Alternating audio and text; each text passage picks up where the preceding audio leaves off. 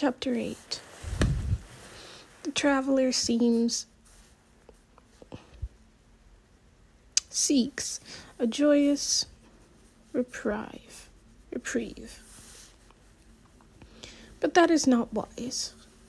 He must not be distracted by the upcoming obstacles, for destruction of the old is necessary for growth of the new. As seems to be the norm lately, I've got a lot to think about. I'm thankful for having read ahead in English class, because now I can zone out while the other students take turns reading aloud from the basic reader. I keep my hand in my pocket, fingering the 3 stones I've kept there. I still don't understand why Miss Teak has given them to me, but I want to. I run my thumb over the indented surface of one, the one with the P shape carved into it. They remind me of Braille. I can read them with my fingers, so I don't need to rely on my eyes, like most people. Braille juts out off the page, but the inscriptions on the surface of each rune recedes into the surface. One is concave, the other is convex. I put myself in a blank state.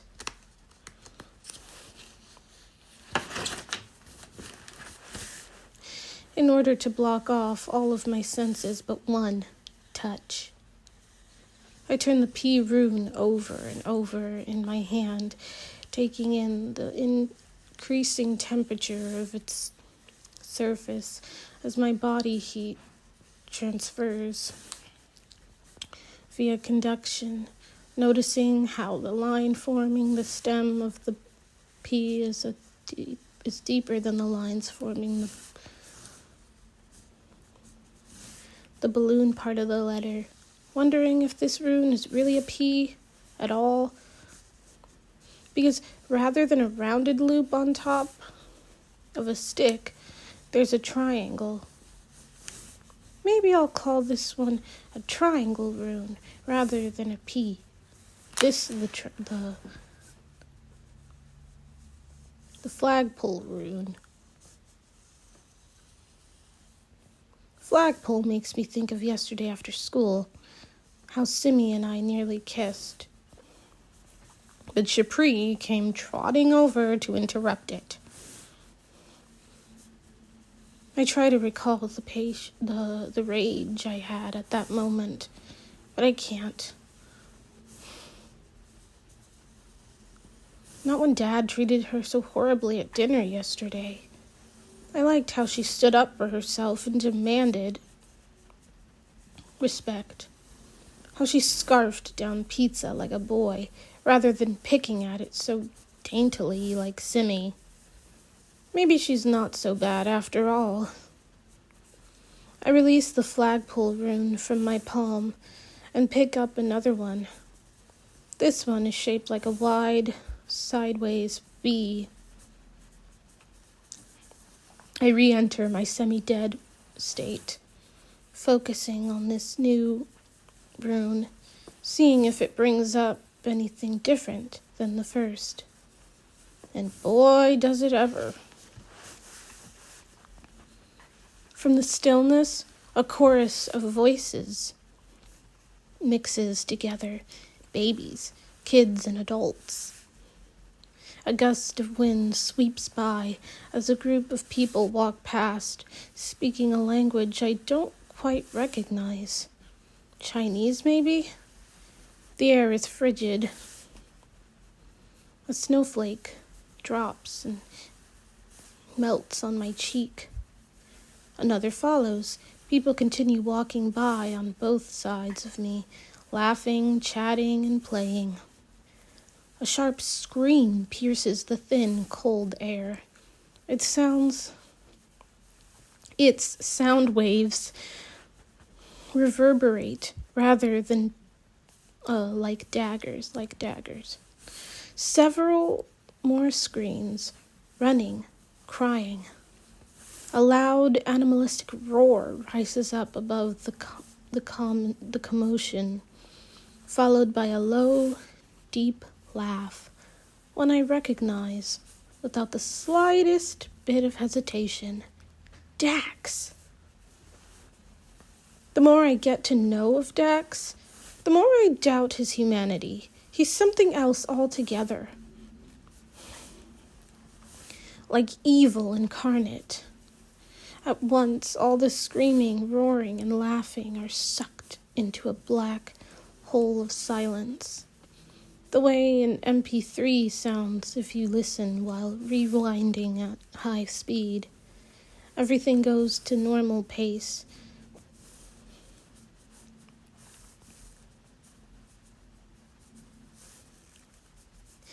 Then, super quickly backwards, before falling dead silent, a high-pitched noise breaks in. For a moment, I think it's the screaming again, but no, it's just the bell announcing the end of class.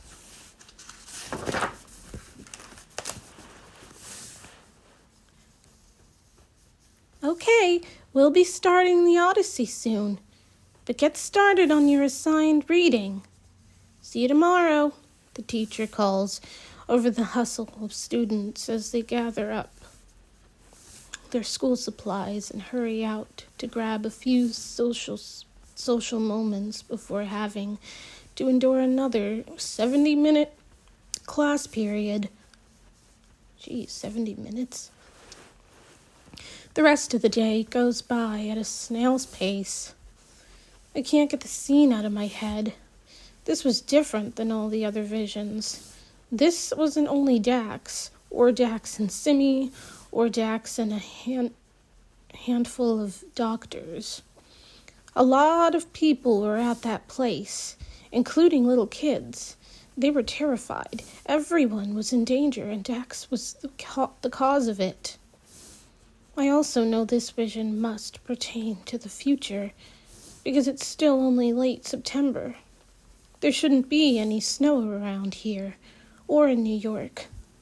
What Dax is going to do hasn't happened yet. I can stop it. I can save everyone and be the hero. After school, Simi and I walk together by Miss Teague's shop.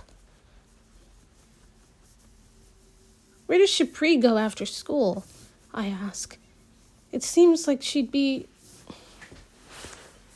around more often, since it is her mom's shop we're hanging out at. Good question, Simi asks. I don't really know. She says she spends it far away with... She says she spends the afternoon with her dad, but you think she's lying? Like yesterday? I shiver. Yes, I'm rather concerned about her at times. I'd like to ask Miss Teague. Simi's body heat rises. She seems to feel bad about lying. She seems to feel bad about prying into Shapri's life uninvited. So I can see if I'm able to help, she adds, more to herself than to me. We walk together in silence for several minutes before Simi talks again. As usual, she's far less chatty without Simi around. Oh, I almost forgot. Simi stops walking and drops her backpack to the sidewalk with a thud. She unzips one pocket after another, groping about in search for something, and then pulls something out, which she passes to me. Your birthday present. But you already gave me a present, I say, holding the small flat box in my hands. The balloon? Simi says, aghast. No, I wanted to give you something special, something that would last. Are you sure? I ask once more. Dude, take the present.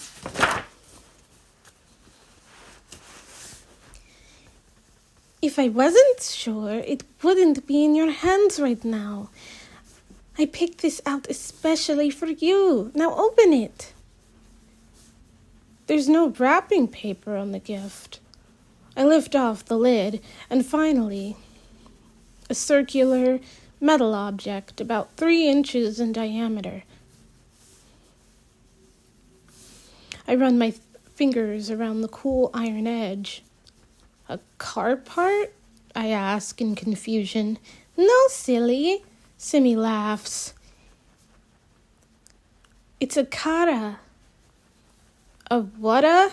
I ask, putting the box in my backpack and holding the gift on top of my flat palm.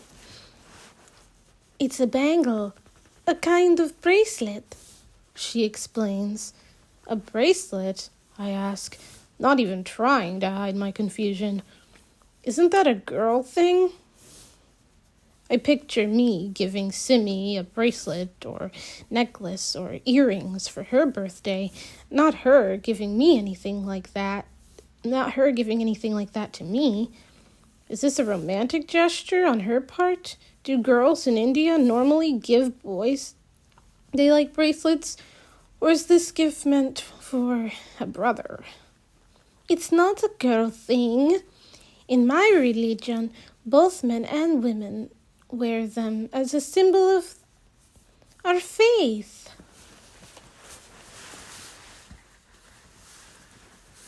But I don't get it, I say slowly. Why are you giving this to me? I don't even know what her religion is. I barely know anything about religion at all, since both my parents were eager to distance themselves from the churches they grew up in once they were old enough to make the decision for themselves. Messages. Now. Anon Versada. The insister. Audio message. Now we only go to church for Christmas and Easter, alternating between them half-heartedly. Alternating between being half-hearted Baptists and dispassionate members of the Greek Orthodox Church. Oh boy. We Sykes, I don't know, it's Sikhs. I will have to look these things up. We Sikhs already wear the kara as a symbol of strength, integrity, and our oneness with the universe. The kara makes us brave and grounds us in our belief, Simi explains, coming over and putting away the bracelet, and plucking away the bracelet and forcing it onto my wrist. So you're calling me a Sikh? Oh, it is Sikh, okay. I joke. Sikh seems a funny name for a religion. But I guess most Sikhs aren't English speakers, so it's okay. Sikh, Simi enunciates for me. I checked with Papa, and he says non-Sikhs can wear the kara too, as long as they respect its meaning. Silent for a few beats, she holds my hand and then drops my arm. Think of it as a friendship bracelet. If you ever think you're alone,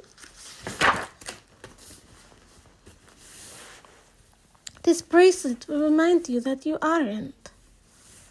I don't know if I forgot Simi's accent. I have to go back into the other chapters and see if I'm doing it right. We'll see. Oh, thanks, Simi. That's really nice, I say, beginning to take this situation a bit more reverentially. I sure am glad she didn't call it a brother-sister bracelet. If we're friends, there's still a possibility we can become more. One other thing, Simi says mischievously. When you're nervous or upset, try spinning the bracelet on your wrist. Turn it over and over, like this. She demonstrates the motion on my wrist. When I do, I feel better. She drops her voice to a rushed whisper. And that's a great way to enter into a psychic trance. Oh yeah, okay. I'll try that. I smile. Although I can probably guess what it means, I don't exactly know what a psychic trance is. Miss Teague and I aren't far enough with my training. Most of our time together has been spent with her holding my hand and reading my thoughts while trying to convince me it's okay to be gifted. I need to accelerate my gifted studies, or Simi's going to zoom ahead, leaving me far behind her. We push the door to Miss Teague's shop open, and right away realize we've stumbled upon an active session. We can hear Miss Teague talking about destiny, cosmic assistance, karma, and the intersection of paths in a hushed whisper. But what about all the fancy soundproofing? Let's go and give them some privacy, Simi says, turning back to the door. Before we can exit, Miss Teague calls out to us. Alex? Simi? Is that you? I clear my throat before hollering back in an affirmation. Please, please, come back. Miss Teague, urges. Aren't we interrupting a session? Simi asks from near the door. I was reviewing a few details with my new employee, Miss Teague says, coming in through the back door of the shop.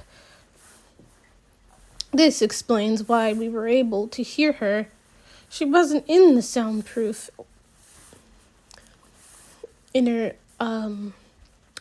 sanctum. Oh, you hired somebody? I had no idea she was busy enough to require an assistant. If you are in need of help, Alex and I could gladly lend our hands. Simi adds, That's quite all right. This new hire has potential. Miss Teague has a warmth in her voice that isn't usually there. Sure is nice of you to say, a familiar, muffled voice says from far away. The beaded curtains push apart and the smell of fabric softener and pine needles hits me. An unmistakable combination of aromas. My brain says this person can't be Dad, but my sniffer has unmistakably identified him. Hi, Alex. I got the job I was interviewed for yesterday.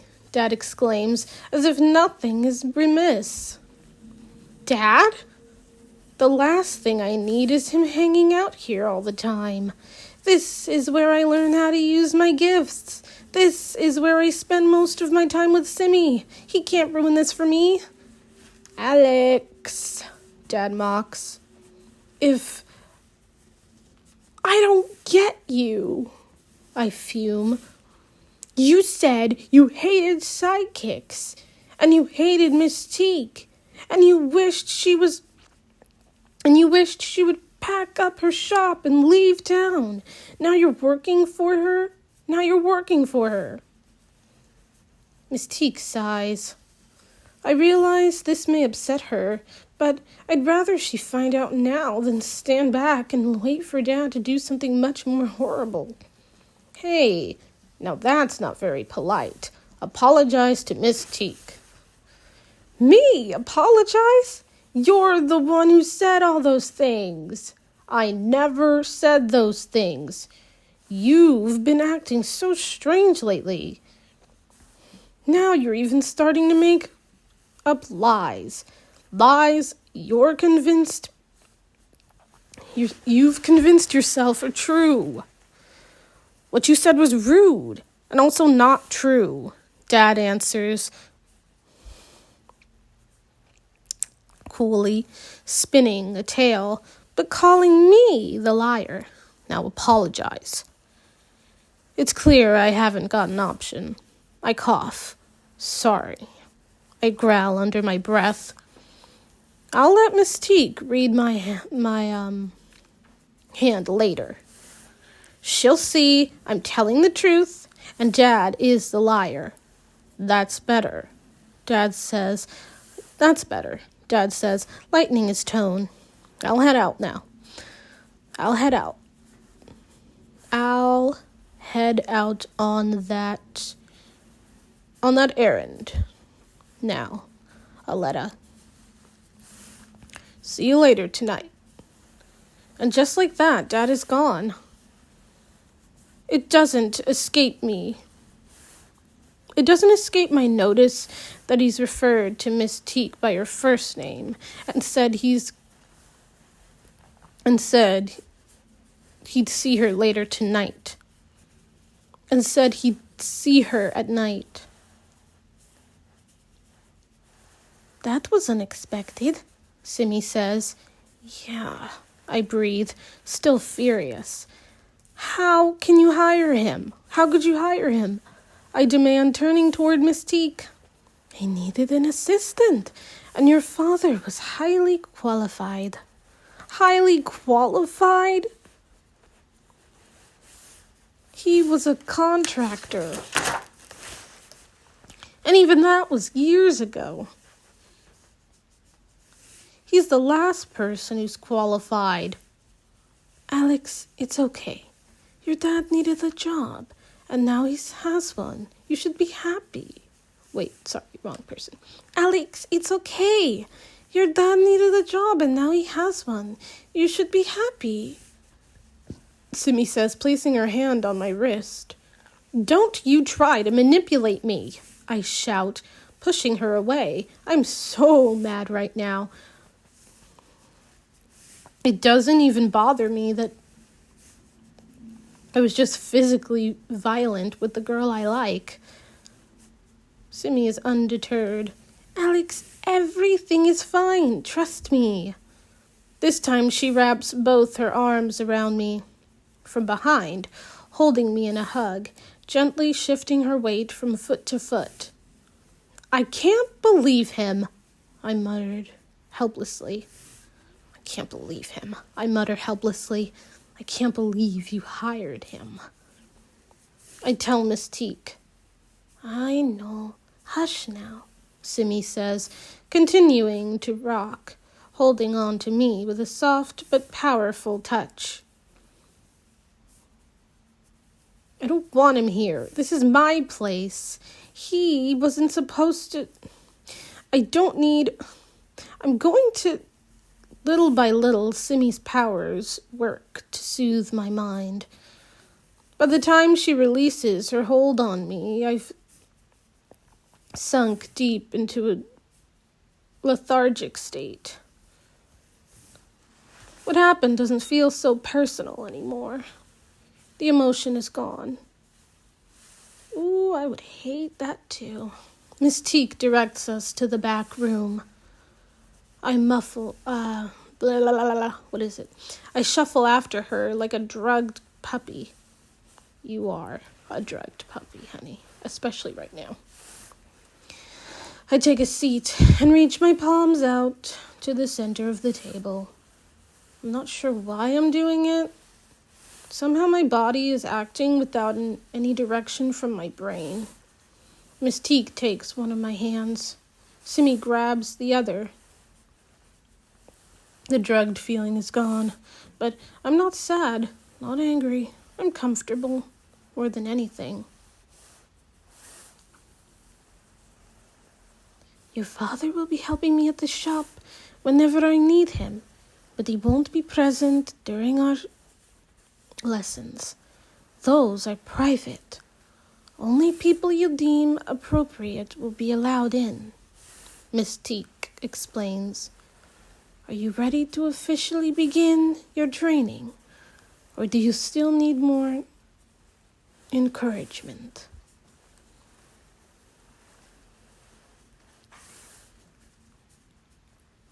I'm beginning to worry my skills are getting rusty. I'm beginning to worry my skills are getting rusty. I've been waiting days for you to catch up, Simi teases. But I still have so many questions I need answered, I say, my tone flat. Ask, but no, we must start your training soon.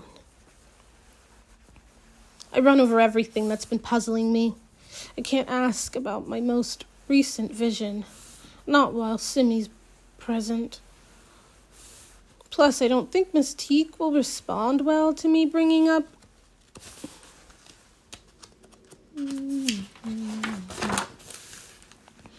Dad again, not when I just calm down. So I decide to ask about something else that has been baffling both Simi and me. What's the deal with Shapri? She threw a big fit when you gave me the runes yesterday and said not to let you convince me I'm gifted. She claims to hate everything psychic, but she knows so much about it. She left my party early last night, claiming her father was going to pick her up. But he wasn't. No one was. And she's never here after school. I don't get it. I spit everything out at once, and then take a deep breath. The sound of my oxygen-starved lungs expanding rings in my ears. Alex, Simi scolds, you don't just ask about other people's matters. It's not at all polite. What he means is we both like Shapri very much and we're concerned about her well-being. Can we do anything to help? There's nothing wrong with Shapri, Miss Teak says, emphasizing the word wrong. There's nothing wrong with Shapri. Oh, we're sorry, Simi says. We didn't mean to pry or to imply. Shapri's gifts may be a little bit difficult to understand.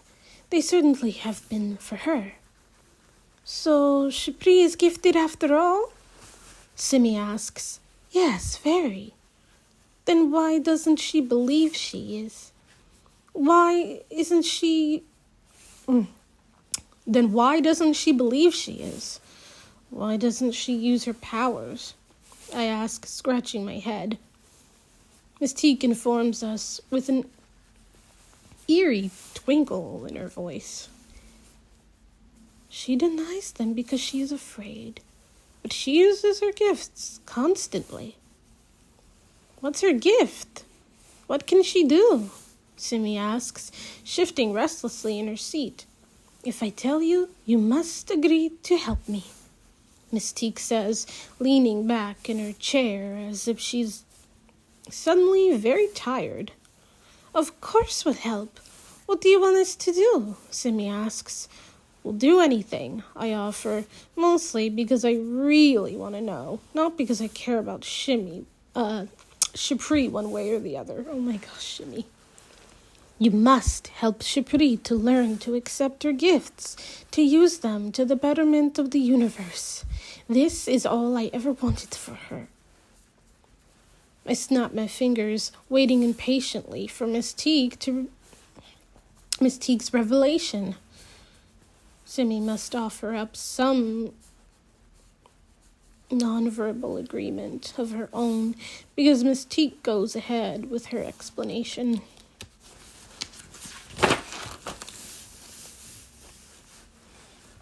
Very well, she says, getting up and walking to the front room.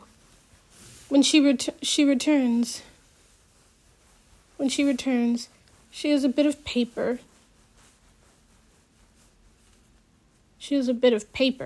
It crunches between her hand and the table as she places it down in front of Simi. Oh my God, Simi whispers. What is it? I can't believe I'm missing out on this. Why hasn't somebody told me already? Go on, tell him, Miss Teak urges. It's an obituary for someone who died in 2005 when Hurricane Katrina ravaged the Gulf Coast, Simi says slowly, obviously reading that last bit directly from the paper. What's the big deal? I know lots of people died, but I don't understand what that has to do with Shapri. It's my husband, Miss Teak says, with a tinge of melancholy. I haven't spoken to or heard from him since August 29th, 2005, the day he died. But Shapri has never had to say goodbye. They spend all day together. They spend time together every single day. Does this mean, I say, putting the pieces together? Shapri's a channeler. Simi voices what we're both thinking. She can interact with the dead. Yes, she's a medium. A very good one. Now, it's up to the two of you to convince her.